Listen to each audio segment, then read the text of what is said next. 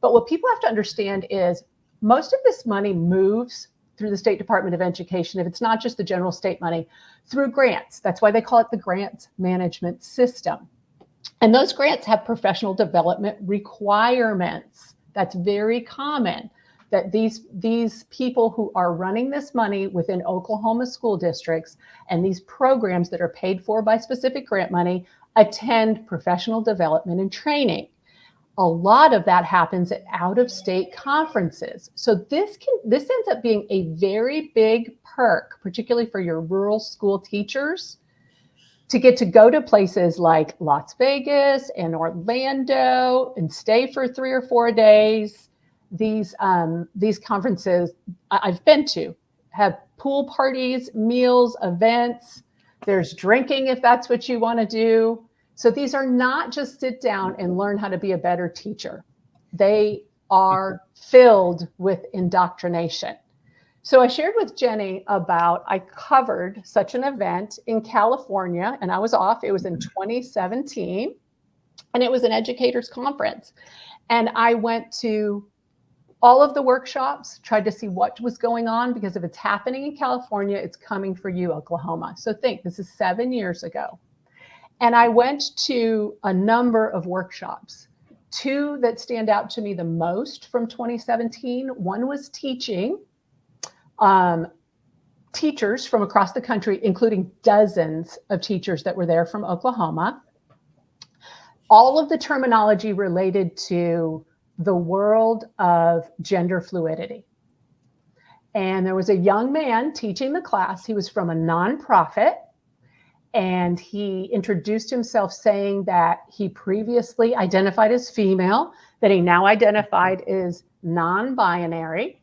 It was a room of probably 50 attendees around, a dozen tables. He handed out the terminology and started speaking through this. And at one point, I raised my hand, was the only question in that entire session, and asked about the evidence base behind introducing topics of adult sexuality and gender fluidity in the educational environment to K through 12 kids.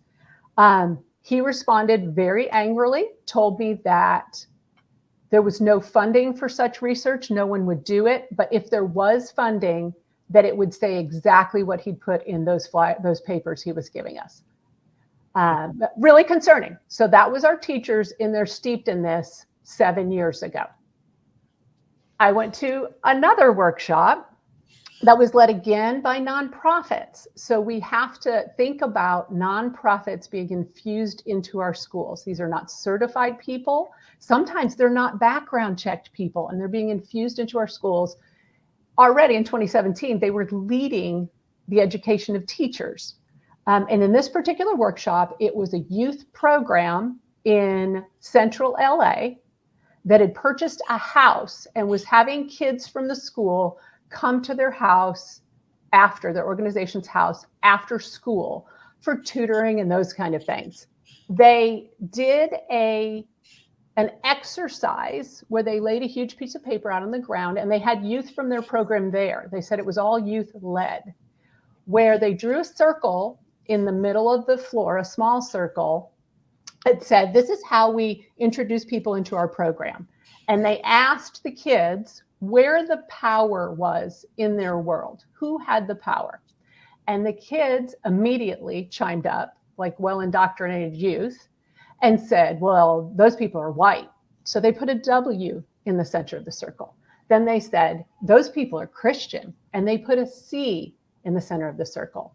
And then they said, those people are cisgender and able-bodied. And they went down the list showing who they believed had the power. Then they drew huge concentric circles outside of this, and the children started to identify the things about them that made them powerless. Their sexual identity, their ethnicity, until they had these kids so far out on the fringe of this that it was crushing to think how unempowered they must feel.